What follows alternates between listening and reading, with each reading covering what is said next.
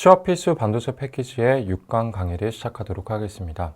6강에서는 어드밴스드 패키지 공정의 이해에 대해서 학습을 해볼 것이고요. TSP, WLP, PLP에 대해서 학습을 해보도록 하겠습니다. 강의 목표 및 도입입니다. 6강의 학습 내용과 목표입니다. 6강에서는 어드밴스드 패키지 공정인 TSP, WLP, PLP에 대해서 살펴볼 것입니다. 그리고 학습 목표는 어드밴스드 패키지와 컨벤셔널 패키지의 공정 차이에 대해서 학습을 할 것이며 스루 실리콘 비아 기술 그리고 하이 밴드위드 메모리 제품의 공정에 대해서 학습을 진행할 것입니다. 그리고 웨이퍼 레벨 패키지 및 패널 레벨 패키지 기술에 대해서 학습을 진행하도록 하겠습니다. 강의 질문입니다. 어드밴스드 패키지의 중요성이 지속적으로 강조되고 있습니다. 삼성전자 같은 경우에도 TF팀을 구성하여서 패키징 기술을 향상시키고자 하는 움직임이 지속적으로 진행되고 있는데요. 밑에 기사를 한번 살펴본다면 삼성 CEO 직속 반도체 패키징 TF 구성, 고도화 경쟁 승부수라고 지금 나와 있는 것을 확인할 수가 있죠. 그래서 이러한 이제 반도체 패키징의 태스크포스가 이제 구성이 되었는데 어드밴스드 패키지 기술력을 이제 향상을 시키기 위해서 이렇게 기업들이 이제 어떠한 태스크포스를 구성을 하고 투자를 지속적으로 진행을 하고 있습니다. 그렇다면 왜 어드밴스드 패키지 기술이 주목을 받고 있을까? 전공정의 패브리케이션에 투입되었던 인력과 기술들이 이제 패키징으로 재배치가 많이 되고 있는데요. 그 이유는 무엇일까에 대해서 여러분들이 생각을 해보시면서 이번 강의를 살펴보면 좋을 것 같습니다. 어드밴스드 패키지 공정의 이해에 대해서 살펴보도록 하겠습니다. 일단 어드밴스드 패키지 기술과 그리고 공정 단위에 대해서 먼저 한번 살펴봐야 될 텐데요. 어드밴스드 패키지는 흔히 웨이퍼 레벨과 그리고 패널 레벨 패키징을 의미합니다. 컨벤셔널 패키지의 공정 단위는 우리가 살펴보았듯이 이제 PCB 단위로 이제 주로 이루어지는데요. 어드밴스드 패키지의 단위는 웨이퍼 레벨, 즉 웨이퍼 단위와 패널 레벨, 패널 단위로 진행이 되는 것을 확인할 수가 있습니다. 그래서 단위의 차이가 이제 어느 정도 나는지를 그림을 통해 살펴본다면 PCB 단위 대비해서 웨이퍼와 이제 패널 레벨로 갔을 때 훨씬 더 큰 단위로 공정이 진행이 되는 것을 확인할 수가 있습니다. 그렇기 때문에 단순하게 생각을 해보았을 때 어드밴스드 패키지 기술이 제대로 이루어진다면 훨씬 더 큰 단위를 작업을 할 수 있기 때문에 공정력에 있어서도 훨씬 더 유리해지는 부분이 생길 수 있다라고 생각을 할 수가 있겠죠. 그렇다면 어드밴스드와 그리고 컨벤셔널 패키지 제품의 이제 비교를 한번 살펴볼 텐데요. 컨벤셔널 패키지 같은 경우에는 와이어 본딩과 플립칩 패키지로 이제 대표가 되죠. 그리고 어드밴스드 패키지 같은 경우에는 HBM 및 플립칩과 유사한 구조의 비메모리 제품으로 우리가 형태가 이루어져 있다. 라고 생각을 할 수가 있겠고요. 그래서 플립칩과 이제 WLP, PLP 같은 경우에는 살펴본다면 거의 뭐 유사한 구조로 만들어져 있지만 PCB와 RDL의 차이가 존재한다라는 것을 말씀을 드렸었습니다. 그렇다면 플립칩 패키지와 이제 WLP, PLP 패키지의 유사성을 조금 더 자세히 한번 살펴볼 텐데요. WLP, PLP 패키지는 플립칩 패키지와 유사한 구조를 가지고 있다. 그래서 정기적으로 이제 하단으로 인출이 되는 페이스 다운 방식이다. 하지만 PCB 기판 대신에 이제 RDL층을 통해서 이제 정기적 인출을 진행을 하는 것이 WLP와 PLP의 특징이고 RDL 기술 같은 경우에는 PCB 기판 대비 훨씬 더 얇게 만들 수 있다는 장점이 있어서 반도체 패키지의 경박 단소에 유리하다. 그래서 이 RDL 같은 경우에는 PCB 기판 같은 경우에는 컨벤셔널 패키징에서는 우리가 외부의 업체를 통해서 패키징 업체로 제품이 공급이 됩니다. 그런데 이 RDL 같은 경우에는 패키징 업체 내부에서 형성을 해버리기 때문에 공정의 일원화 관점에서도 훨씬 더 이제 유리하고요. 그리고 RDL 같은 경우에는 PCB 기판보다 훨씬 더 얇게 형성을 할 수가 있기 때문에 경박 단소에 있어서도 훨씬 더 유리한 점이 존재한다라는 것을 다시 한번 말씀드리겠습니다. 그렇다면 어드밴스드 패키지의 이제 공정 단위 중에서 이제 WLP와 이제 TSB에 해당하는 공정 단위를 한번 살펴볼 텐데요. TSB와 WLP의 공정은 PCB 단위가 아닌 이제 웨이퍼 단위로 진행이 됩니다. 그런데 웨이퍼 단위로 진행이 될 때도 사실 이제 여러 가지 방식이 있어요. 그래서 웨이퍼 단위의 공정도 웨이퍼 투 웨이퍼 방식, 다이 투 웨이퍼 방식, 혹은 이제 다이 투 다이 공정 방식이 이제 존재하는데요. 모든 웨이퍼 단위 공정은 패턴 웨이퍼의 하단에 캐리어 웨이퍼를 이제 부착을 하고 진행이 됩니다. 그렇다면 웨이퍼 투 웨이퍼 방식 같은 경우에는 웨이퍼 위에 웨이퍼를 그대로 얹어버리는 방식인데, 이러한 경우에도 이제 캐리어 웨이퍼를 하단에 웨이퍼에 부착을 해주고요. 다이 투 웨이퍼 본딩 같은 경우에는 웨이퍼 위에다가 다이를 하나하나 이제 쌓는 방식이죠. 그래서 이러한 경우에도 우리가 하단에 캐리어 웨이퍼를 사용을 해준다. 그리고 다이 투 다이 본딩을 생각을 해본다면 캐리어 웨이퍼에 대해서 정확하게 이제 알 수가 있을 텐데요. 다이 투 다이 방식 같은 경우에는 우리가 다이를 그대로 하나하나 낱개로 놓고 우리가 쌓아 올릴 수가 없어요. 그래서 컨벤셔널 패키징에서는 PCB 위에다가 어떠한 칩들을 고정을 시켜놓고 위에다가 적층을 하는 방식을 선택을 했었는데요. 어드밴스 패키지에서는 그러한 역할을 하기 위해서 캐리어 웨이퍼를 활용을 해준다라는 걸 확인할 수가 있고, 이 캐리어 웨이퍼 같은 경우에는 하단의 그림을 통해서 이제 확인할 수가 있는데요.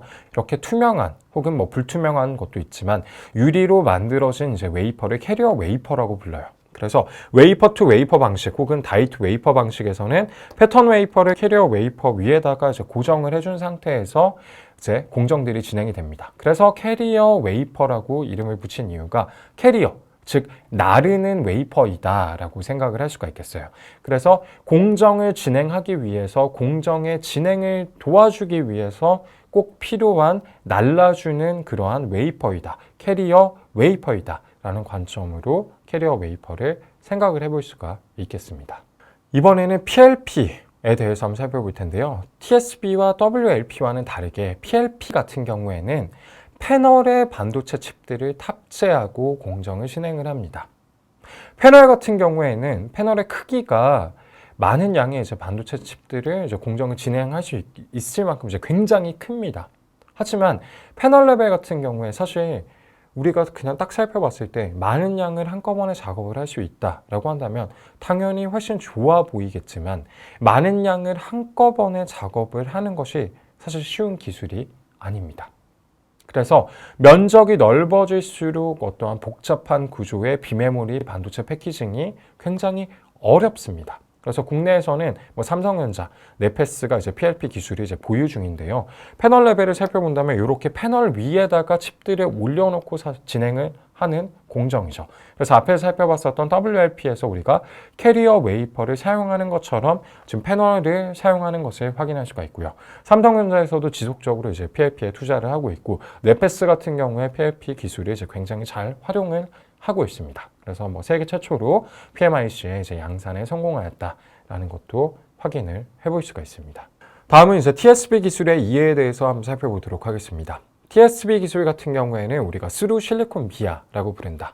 그래서 이러한 TSB는 빠른 정기적 인출의 장점을 가지고 있고, 반도체 칩의 내부에 관통선을 만들어서 수직으로 정기적 인출을 진행하는 방식을 우리가 TSB라고 부릅니다. 그래서 4차 산업시대와 함께 데이터의 처리 양이 급증하였고, TSB 기술이 적용된 고성능 메모리인 HBM, 즉 하이 밴드위스 메모리 제품의 수요량과 시장 규모가 급격하게 증가되었습니다. 그래서 이러한 TSB 기술의 수요가 이제 지속적으로 늘고 있습니다. 그래서 밑에 기사를 살펴본다면 5조 원 시장의 HBM, 삼성전자, SK하이닉스 2파전 체제 굳힌다라고 나와 있는데, 이러한 TSB 기술을 활용한 이제 HBM 메모리 시장이 급격하게 성장을 하고 있기 때문에 굉장히 중요한 어드밴스드 패키지의 기술 중에 하나이다라고 생각을 할 수가 있겠습니다. 그렇다면 TSB는 어떻게 만들어지는가라는 것을 한번 살펴볼 텐데요.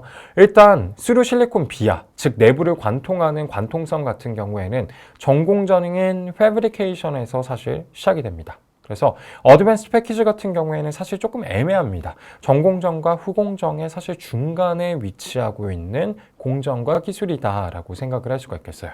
그래서 기술들을 한번 살펴본다면 일단 실리콘을 에칭을 하고 그 다음에 TSB를 구리로 이제 필링을 해줘서 전공정에서 형성을 하고요. 그 다음에 TSB, CU, CMP를 통해서 이렇게 코팅을 해준 구리들을 이제 제거를 해주고 난 다음에 TSB가 박혀있는 실리콘 웨이퍼를 만듭니다. 그리고 전공정에서 패턴을 형성하는 공정을 진행을 해주고요.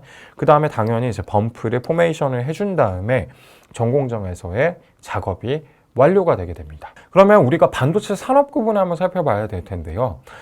전공정과 후공정, 그리고 어드밴스 패키지 같은 경우에는 전공정과 왜 후공정의 사이에 존재하는가라고 한다면 우리가 전공정인 팹이 존재하고 그리고 이제 후공정인 뭐 백엔드 혹은 뭐 패키징 혹은 후공정이라고 하는 것이 존재한다면 사실 어드밴스드 패키지 같은 경우에는 요 가운데 존재하는 포스트 팹이라고 부르는 공정이라고도 부를 수가 있겠어요. 그래서 이 포스트 팹에서 TSB 공정이 진행이 됩니다. 그래서 전공정과 후공정의 사이라고 불렀는데 요즘은 이러한 포스트 팹이 이런 후공정 쪽으로 움직였기 때문에 사실은 어드밴스드 패키지 공정도 후공정에 포함이 되는 것으로 이제 완전히 생각이 된다라는 것을 이제 여러분들에게 다시 한번 설명을 드립니다. 그러면은 이제 앞서서 우리가 살펴보았을 때 범핑까지 완료가 된 TSB가 적용된 웨이퍼가 전공정에서 완성이 되고 난 다음에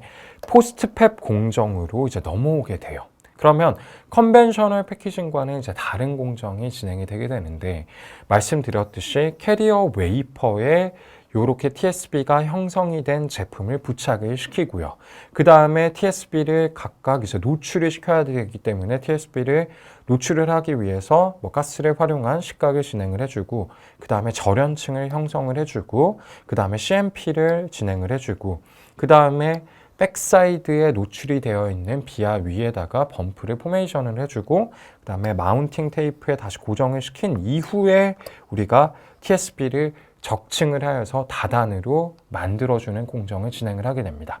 그러면 여기서 이제 여러분들이 확인할 수 있는 것은 우리가 살펴봤었던 컨벤셔널 패키징 공정과 비교를 해봤을 때 어떤 가스를 활용한 뭐 식각이라든지 아니면 CMP를 진행을 한다든지 아니면은 패시베이션, 즉 절연층을 형성하는 공정 등이 존재를 하는데요. 원래는 기존의 컨벤셔널 패키징에는 이러한 공정들이 존재하지 않았습니다. 그리고 이러한 공정들은 사실 팹 공정에서 진행을 하는 것들이죠. 그렇기 때문에 포스트 팹에서는 팹 공정만큼 미세하게 진행이 되진 않지만 사실 팹에서 진행하는 공정들이 대규모 사이즈로 진행이 되고 있다라고도 생각을 할 수가 있겠습니다. 그리고 TSB가 적용된 HBM 제품의 구조와 형태에 대해 살펴볼 텐데요.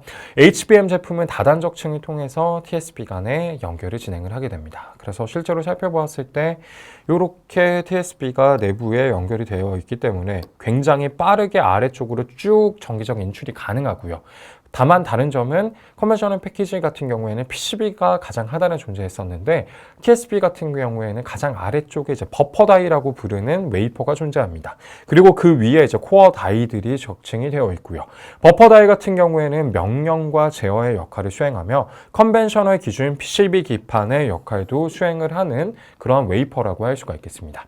그래서 버퍼 다이 위에 코어 다이들을 1층, 2층, 3층, 4층으로 적층을 시킨 4단 HBM에 지금 사진이 나와 있는 걸 확인할 수가 있고요. 그 다음에 이 제품 같은 경우에는 이제 8단으로 적층이 되어 있는 것을 확인할 수가 있습니다. 그래서 코어 다이들이 이제 실제적인 어떠한 연산들을 이제 수행을 하는 것이죠. 그래서 코어 다이들이 높아지면 높아질수록 메모리 제품의 성능도 이제 올라가게 되고 버퍼 다이 같은 경우에는 연산을 진행한 것들을 한꺼번에 모아서 제어를 하거나 다시 한번 명령을 내리는 그러한 기능들도 수행을 한다라고 생각을 할 수가 있겠습니다. 그렇다면 다단적층은 이제 어떻게 하는 것인가 라는 것을 살펴본다면 TC 공정을 통해서 HBM을 이제 다단적층하게 되는데요. TSB를 포함한 반도체 칩의 다단적층은 TC 본딩을 통해서 진행이 된다. 이 TC 본딩 같은 경우에는 Thermal Compression이라고 부릅니다. 그래서 웨이퍼 단위의 공정을 진행하기 위해서 버퍼 다이 웨이퍼를 캐리어 웨이퍼에 고정하고 코어 다이를 이제 적층해서 위쪽으로 쭉쭉쭉쭉 쌓아 올린다라는 것이죠. 그래서 밑에 그림을 살펴본다면 버퍼 다이를 캐리어 웨이퍼 위에다가 고정을 시켜놓은 상태에서 이제 코어 다이를 그 위에 쌓아 올림으로써 HBM 제품을 이제 다단 적층하게 되는데 이러한 방식을 우리가 다이 투 웨이퍼 방식이라고 부르죠. 그래서 캐리어 웨이퍼와 버퍼 다이 그리고 코어 다이가 각각 놓여 있는 것을 확인을 할 수가 있습니다. 그래서 여러 가지 회사에 따라서 이제 방식들이 다르겠지만 지금 가장 많이 진행되고 있는 방식은 다이 투 웨이퍼 방식이라고 생각을 할 수가 있겠고요. 이러한 TC 공정 같은 경우에는 약 200도씨에서 이루어진다라는 것을 확인할 수가 있습니다. 그래서 TC가 이루어지는 방식을 좀 살펴본다면 TSB가 포함되어 있는 웨이퍼가 포스트 팹에서 마운팅이 끝나고 난 다음에 이 마운트 테이프를 제거를 해주고 넌 컨덕티브 필름이라고 하는 것을 붙여요.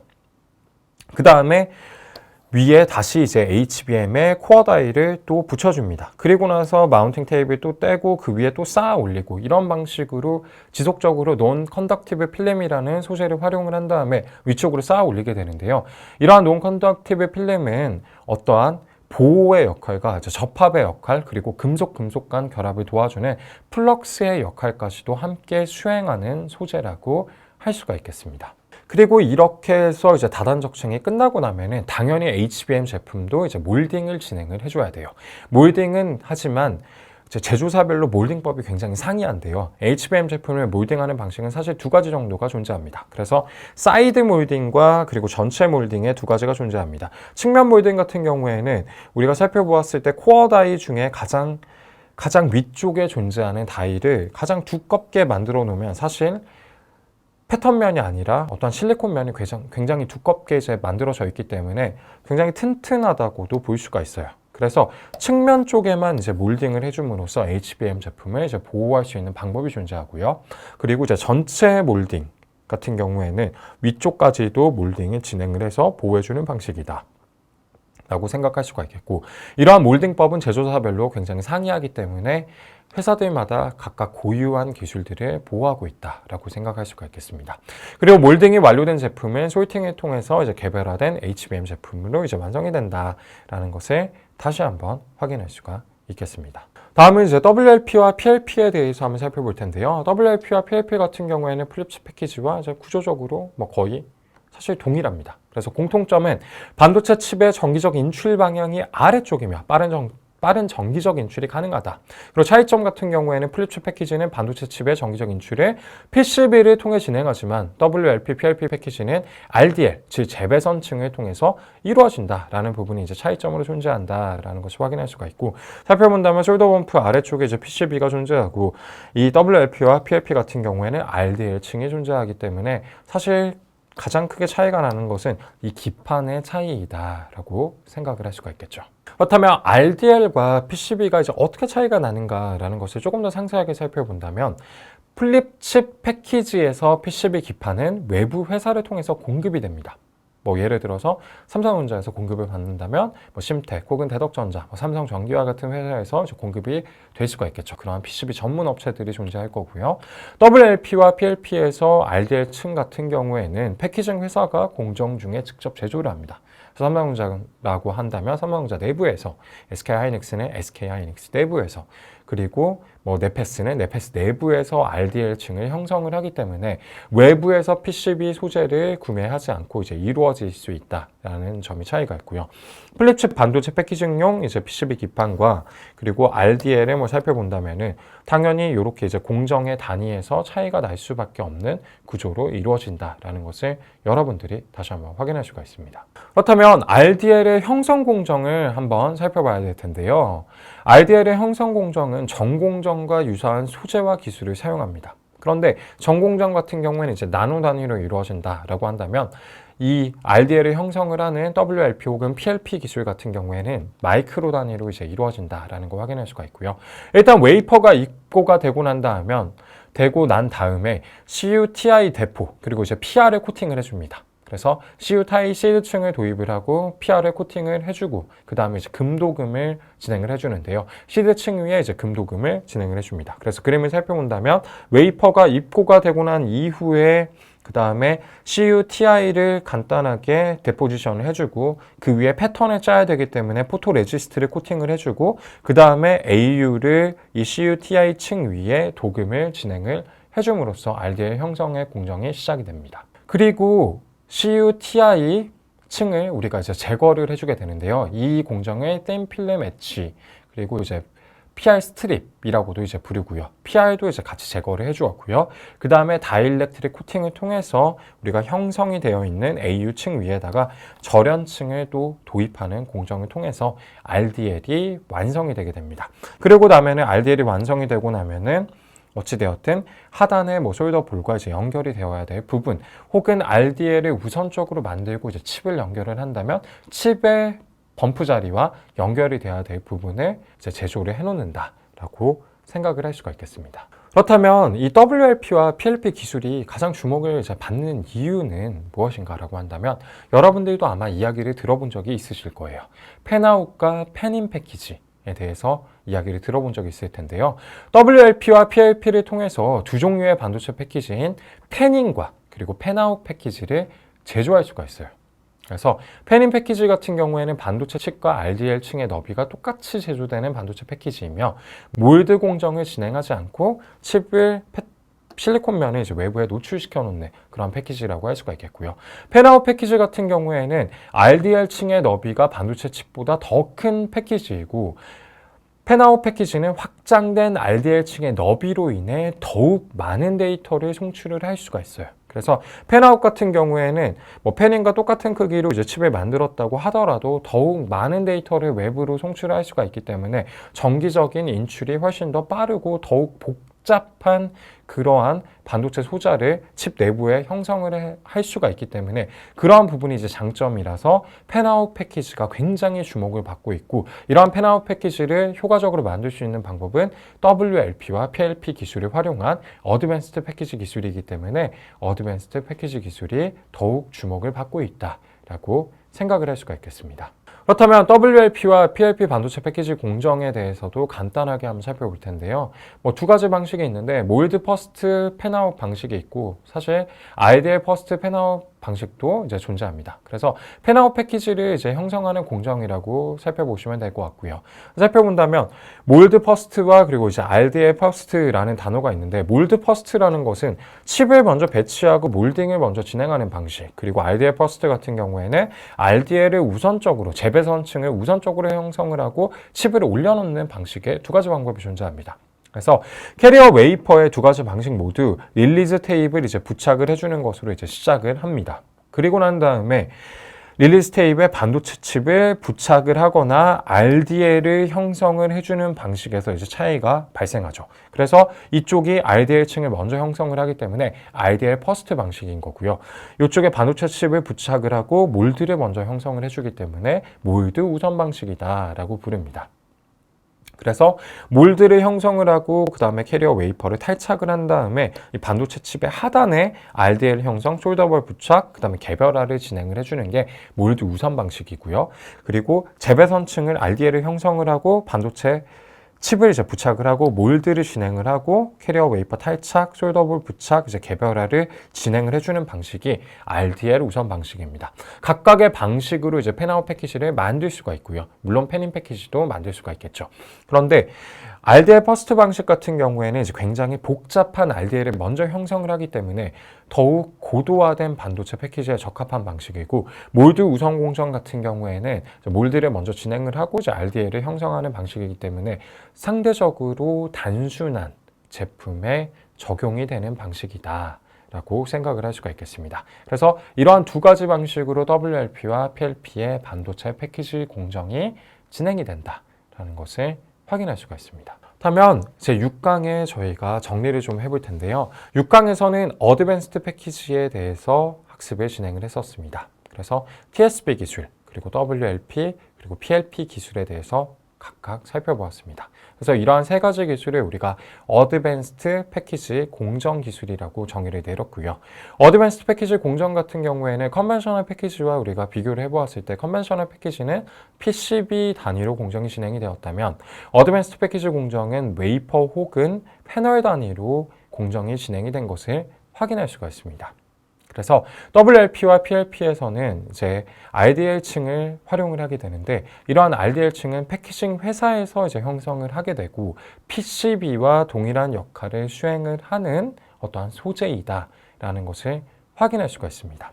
그렇다면 우리가 강의 도입 질문을 한번 생각을 해볼 텐데요. 강의 도입에서 삼성전자와 같은 이러한 기업들이 왜 이렇게 반도체 패키징에 투자를 하고 있는가라고 한다면, 우리가 중간에서 살펴본 전공정과 후공정의 경계를 한번 생각을 해본다면 예전에는 전공정과 후공정이 완전히 나뉘어져 있었습니다. 그런데 TSP, WLP, PLP로 넘어오게 되면서 우리가 포스트 팹이라는 공정이 형성이 되었죠. 그렇기 때문에 팹과 후공정, 즉 전공정과 후공정 사이에 포스트 팹이 형성이 되었고, 이 포스트 팹 같은 경우에는 원래는 팹 쪽에 붙어 있었습니다. 그런데 팹에서 이제 후공정 쪽으로 이동을 했어요. 그렇기 때문에 어드밴스드 패키지 공정이 이제 도입이 되면서 전공정과 연계되어서 포스트 팹을 진행할 수 있기 때문에 원라인의 구축을 할 수가 있습니다. 그런 원라인이라고 하는 것은 팹에서 만들어진 제품이 바로 후공정으로 포스트 팹을 통해서 이제 넘어갈 수 있기 때문에 훨씬 더 공정의 생산성을 이제 높일 수 있는 방안으로 우리가 생각을 할 수가 있기 때문에 많은 회사들이 어드밴스드 패키지 공정에 관심을 가지고 있고 더욱더 많은 투자와 그리고 기술력에 집중을 하고 있는 것이다 라고 생각을 할 수가 있겠습니다. 그러면 6강 강의를 마치도록 하겠습니다.